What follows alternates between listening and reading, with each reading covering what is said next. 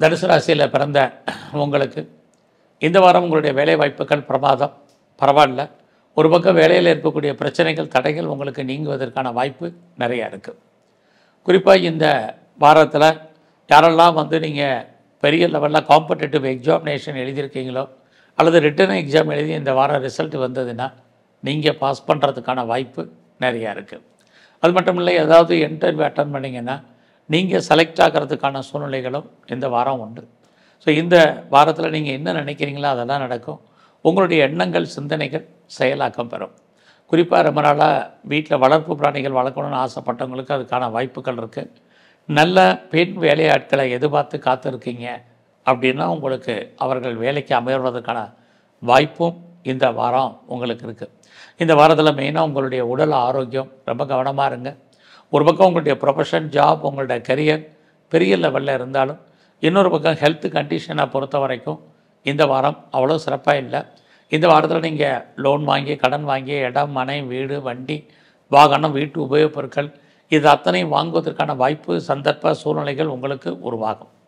அதையும் தனுசு ராசியில் பிறந்த உங்களுக்கு இந்த வாரம் உங்களுடைய பிஸ்னஸ் எப்படி இருக்குன்னு பார்க்குற போது சுமார். உங்களுக்கு தொழில் தகராறு, தொழில் நிச்சயமற்ற தன்மை. ஸோ பிஸ்னஸில் பெரிய இன்வெஸ்ட்மெண்ட் வேண்டாம், பெரிய ரிட்டர்ன்ஸ் கிடைக்கும் அப்படிங்கிற வாரமாக இந்த வாரம் இல்லை. தொழில் நடந்தாலே போதுமானதாக இருக்குது. தொழிலுமே விட்டு விட்டு நடப்பதற்கான வாய்ப்புகள் இந்த வாரம் இருக்குது. ஸோ உங்களுடைய மேரிட்டல் லைஃபுமே இந்த வாரம் ஒரு அன்சாட்டிஸ்ஃபைட் மேரிட் லைஃபாக தான் இருக்கும். கணவன் மனைவி உறவு சுமாராக தான் இந்த வாரம் இருக்குது.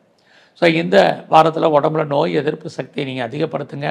யாரெல்லாம் செகண்ட் மேரேஜுக்கு ட்ரை பண்ணுறீங்களோ தாராளமாக ட்ரை பண்ணுங்கள், நடப்பதற்கான வாய்ப்புகள் இருக்குது. உங்களுடைய ஹையர் ஸ்டடி இந்த வாரம் பரவாயில்ல. அப்பாவுடைய அன்பு, ஆதரவை யாரெல்லாம் எதிர்பார்த்து காத்துட்ருந்தீங்களோ இந்த வாரம் அவரால் உங்களுக்கு கிடைப்பதற்கான வாய்ப்பு நிறையா உண்டு. உங்களுடைய வெளிநாட்டு தொடர்புகள் உங்களுக்கு ஃபேவரபுளாக இருக்கும்.